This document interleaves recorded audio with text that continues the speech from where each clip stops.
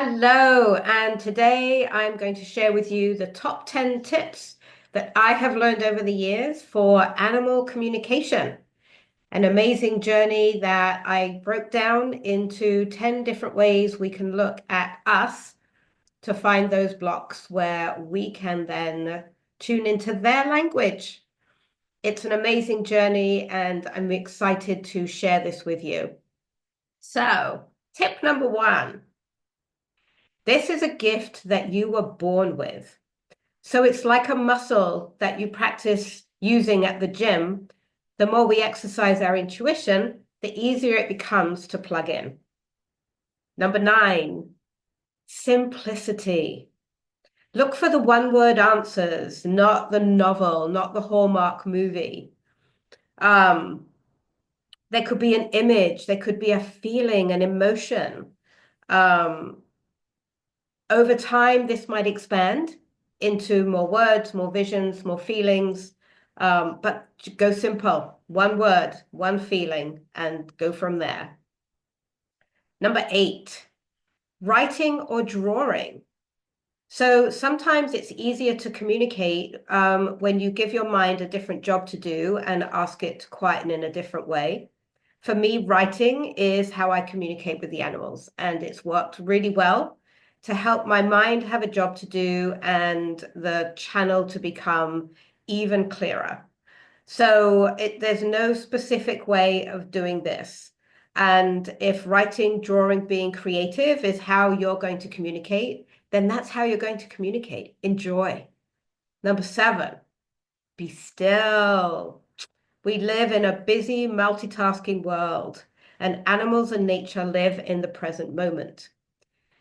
So take a breath, release your day, sit with your animal or out in nature, and wait, or ask a very simple question. Number six, releasing agenda. So as human beings, we like to be in control sometimes. Um, we like to have an expectation of what the answers might be or what the animals might be thinking. And in all of my learnings with the hundreds of animals that I've worked with, once you release agenda, their truth can come through, and it's not the truth that we think it's going to be. And it really is quite remarkable how they see life through their own eyes. So release agenda. Number five, ask permission. We don't walk up to people in the grocery store and go, "Hey, I have a question for you," and you expect them to answer you. Ask permission. Can I ask you a question? Is this a good time? Do you want to go out for a walk? And maybe the question will come on the walk. We have forgotten as human beings to respect each other's energy spaces, and animals have not. So the more you can ask for permission, the more they open up that pathway. Imagination. If you feel blocked, use your imagination. Imagination is where communication comes from. And whatever you get, write it down, draw it, speak it out loud, and see how it feels. That's going to help you to harmonize with the world that our animal companions live in. Let go of being right. This is a tough one. The answers that you receive will be nothing like what you expected. The more random and obscure the message is, the more you know it's them. For me, if a word is more than 3 syllables long, I know it's come from the animal because my vocabulary doesn't expand that far.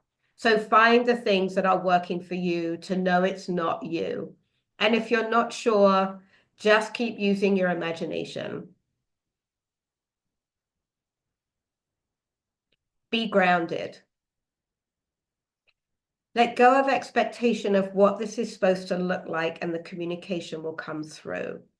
If you're still reeling off of your busy day, if you're still actively doing something else and you're not still and grounded to the earth, into your body, into the present moment, it's going to be much harder. One of my biggest lessons was grounding before I do anything at all. Number one, stop trying. This activates your mind and not where your heart wants to be. When you try, you're blocking your heart, you're blocking your emotions, and you're blocking the pathway to communication. So allow it to be very organic, very fluid. That way, you might receive a message that you weren't even asking a question around, and you'll just have a feeling that you know that your animal is telling you something that they want you to know. I hope this has been super, super helpful. I wanted to introduce you to a brand new 2 hour Developing Your Animal Communication Skills class that I am launching now after 25 years of working with hundreds of animals, of learning proven techniques of how I needed to get out of the way to open my heart and be the clear channel that I am and still becoming today. And it really will help you when there's that moment where the animal is looking at you deep into your eyes. You know they're trying to tell you something and you're just not getting it. This 2 hour workshop is going to open all of that up. We're going to go into some deeper work with these top 10 tips and really give you some excellent tools that you can begin or continue to develop your animal communication skills. We're going to take the guesswork out of how to do this. It is your innate wisdom. You were born communicating with all things. We're just going to remind your body and your heart and your soul that it's there, and we're going to switch it back on. So the information for currently the 2 workshops that are available, one is in Nashua, New Hampshire on February 1st, and the other one is online on February 8th. I will put the link in the details below, so you have those. And I really am excited about bringing all of my experiences into this workshop and bring this out to as many people as possible. I'm also looking for venues. If you have a club or a barn or a group that would like to learn together. If you're geographically close enough, we can do it in person. And if not, we can set something up online. I would love to hear from you. This is really exciting me, and I want to bring it out there and share it. So thank you for listening. I really hope this has been helpful from my heart to yours, from the animals' teachings to us. I look forward to hearing from you and you joining me in these workshops. Take care. Check the link below, subscribe to the YouTube channel, and we'll chat soon. Thanks so much.